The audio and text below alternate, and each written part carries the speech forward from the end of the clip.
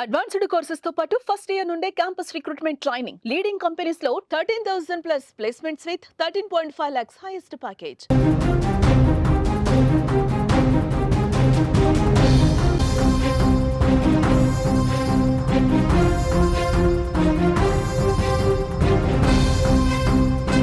Breaking news చూస్తున్నాం. భారత సైన్యం దాడికి పాక్ సైన్యం కకావికలమైంది. దానికి సంబంధించిన సాక్ష్యం ఒకటి బయటకు వచ్చింది.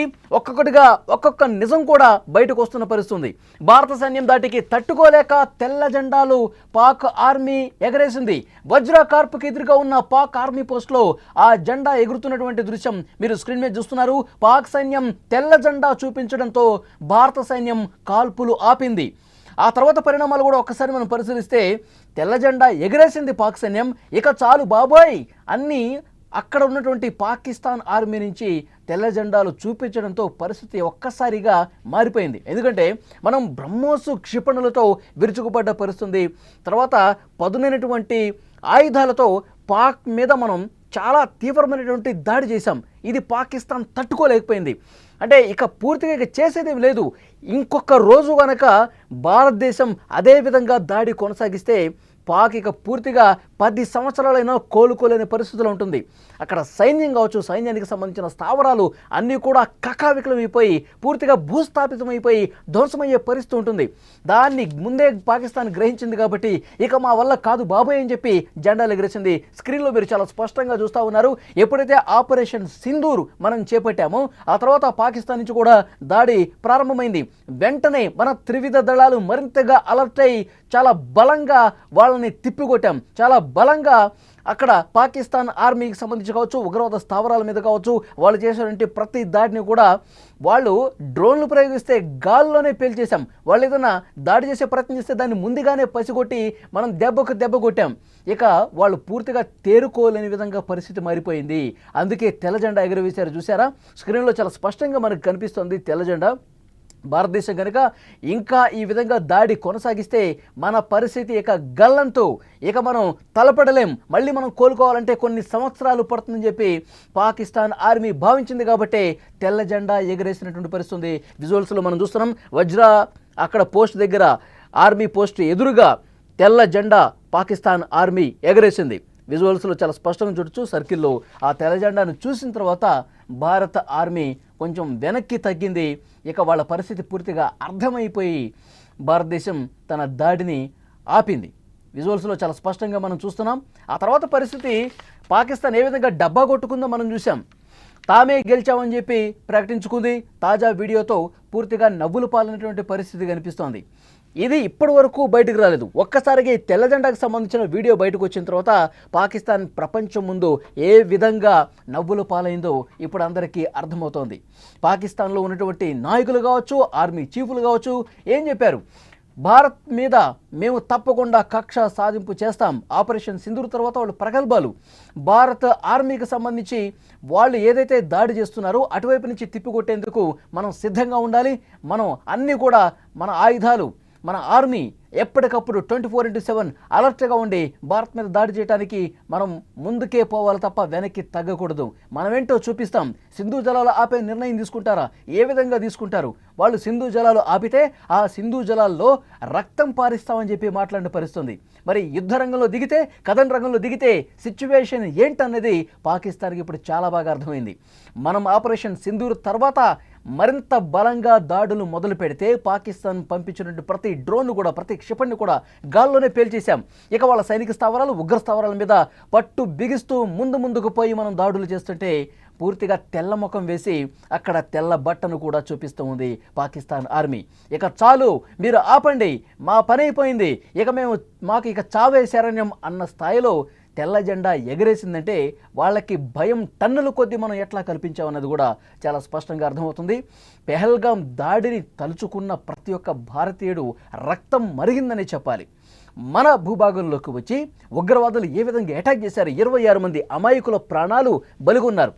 ఇక ప్రధానమంత్రి నరేంద్ర మోదీ గారు మొదటిసారిగా బీహార్లో స్పందించారు. దెబ్బకు దెబ్బ కొడతాం. ఎవరైతే మన భారత మహిళల సింధూరాన్ని తుడిపేశారో వాళ్ళ ఆట కట్టించాల్సిందే. ఎవరైతే ఉగ్రవాది దాడి చేసి పారిపోయాడో అతడు ఎక్కడ నక్కినా ఎటో ఎంత దూరం పారిపోయినా సరే వెతికి వెతికి వేటాడి వెంటాడి మరీ చంపుతామని చెప్పి ప్రతినబూనారు నరేంద్ర మోదీ. ఆ తర్వాత డెసిషన్ తీసుకున్నారు.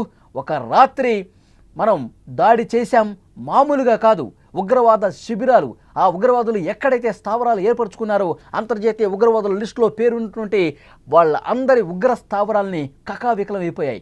వాళ్ళందరి అన్నీ కూడా ధ్వంసమైపోయాయి. మసూద్ అజర్ ఫ్యామిలీలో 10 మంది కోల్పోయారంటే ఎంత తెలివిగా మనం దెబ్బ కొట్టామన్నది ఇక్కడ అర్థం చేసుకోవాలి. మన ఆర్మీ ఎంత చాకచక్యంగా, ఎంత బలంగా, కరెక్ట్గా ఏ ప్లేస్లో అయితే దాడి చేయాలో అదే ప్లేస్లో దాడి చేసి పక్కన ఉన్నటువంటి జనావాసాల సముదాయాలు, పాకిస్తాన్ సాధారణ పౌరులకు ఎలాంటి ఇబ్బంది లేకుండా దాడులు చేసామో మనకు తెలుసు. ఉగ్రవాద స్థావరాలు కూల్చేసిన తర్వాత ఇక వాళ్ళు దాడి చేసే ఆలోచన చేస్తుండగానే వెంటనే తిప్పికొట్టేసి పాకిస్తాన్ ఆర్మీకి చుక్కలు చూపించింది భారత ఆర్మీ. వాళ్ళు ఎలాంటి దాడి చేసినా దానికంటే ముందే గ్రహించి మనం వాళ్ళ ఆయుధాలను కావచ్చు, వాళ్ళ డ్రోన్లు కావచ్చు, అన్నిటి కూడా గాల్లోనే కాల్చేసినటువంటి పరిస్థితి, పేల్చేసిన పరిస్థితి. పాకిస్తాన్ సైనిక స్థావరాలు కావచ్చు, వాళ్ళ క్షిపణుల స్థావరాలు కావచ్చు, అన్నిటిని కూడా తునాతునకలు చేసేసాం. ఇంకా 1-2 రోజులు భారతదేశం అదేవిధంగా దాడి కొనసాగిస్తే ఇక పూర్తిగా పాకిస్తాన్ అనేది 10 సంవత్సరాలైనా కోలుకోలేని విధంగా మనం దెబ్బ కొట్టేవాళ్ళం.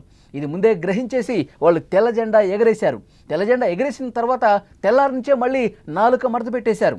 యుద్ధంలో మనమే గెలిచాం, మనం బాగా బుద్ధి చెప్పాం భారతదేశానికి, ఇలాంటి మాటలు అక్కడ ఆర్మీ చీఫ్ మాట్లాడే పరిస్థితుంది. ప్రపంచం ముందు పాకిస్తాన్ని దోషిగా నిలబెట్టే ప్రయత్నం భారతదేశం ప్రస్తుతం ఇంకా కొనసాగిస్తోంది.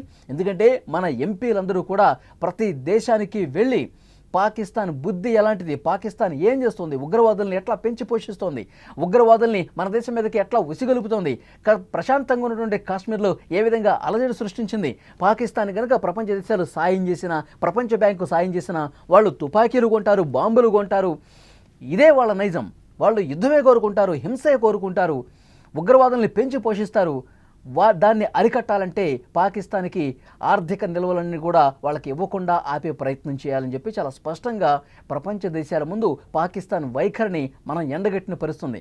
ఒక పక్క సింధు జలాలు కూడా ఆపేశాం. పాకిస్తాన్తో చర్చలు అంటే కేవలం 2 విషయాలు: పాక్ ఆక్రమించుకున్నటువంటి కశ్మీర్, 2 ఉగ్రవాదం. ఈ 2 తప్ప జలాల గురించి ఇంకా ఏ ఇతర విషయం గురించి చర్చించే ప్రసక్తే లేదని కూడా చాలా స్పష్టంగా మనం బదులిచ్చినటువంటి పరిస్థితుంది. ఆపరేషన్ సింధూర్ ఆ తర్వాత పరిణామాలు ఒకసారి మనం చూస్తున్నాం. స్క్రీన్లో చాలా స్పష్టంగా చూడొచ్చు. భారత్ కొట్టిన దెబ్బకు పాకిస్తాన్ ఏ విధంగా తెల్లముఖం వేసిందో, భారత్ కొట్టినటువంటి బలమైన దెబ్బకు ఏ విధంగా పాకిస్తాన్ తోక ముడిచిందన్నది యుద్ధం సమయంలో ఎగరేసినటువంటి జెండానే.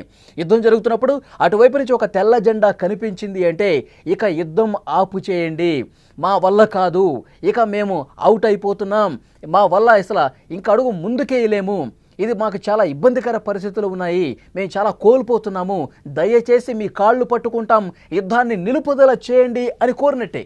చాలా స్పష్టంగా ఆ విజువల్ ఇప్పుడు బయటకు వచ్చింది. పాకిస్తాన్ ఆర్మీ వజ్రాకరు దగ్గర, పాకిస్తాన్ ఆర్మీ పోస్ట్ దగ్గర ఉన్నటువంటి ఆ జెండా, ఆ రోజు ఎగరేసినటువంటి జెండాకు సంబంధించిన దృశ్యం మనం చాలా స్పష్టంగా విజువల్స్లో చూడొచ్చు. పాకిస్తాన్ ఆ రోజు తెల్ల జెండా ఎగరేస్తే తనకి బుద్ధొచ్చింది, కాళ్ళబేరానికి వస్తుంది. ఇక ఉగ్రవాదులు అంతర్జాతీయ లిస్టులు ఎవరైతే ఉన్నారో వాళ్ళందరినీ కూడా మన భారతదేశానికి అప్పగించే ప్రయత్నాల్లో ఒక ముందడుగు పడుతుంది అని అనుకున్నాం. కానీ యథావిధిగా తన నైజాన్ని పాకిస్తాన్ మళ్ళీ బయటపెట్టుకుంది.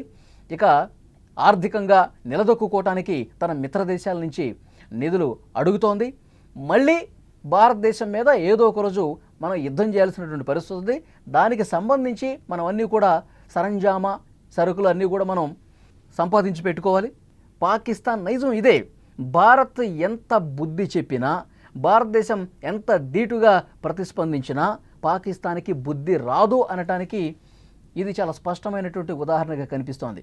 ఆపరేషన్ సింధూర్ ఆ తర్వాత పరిణామాలకు సంబంధించినటువంటి దృశ్యం మనం స్క్రీన్ మీద చూడొచ్చు. మనం యుద్ధం చేస్తే ఏ విధంగా ఉంటుందో పాకిస్తాన్కి ఇప్పుడు తెలిసింది.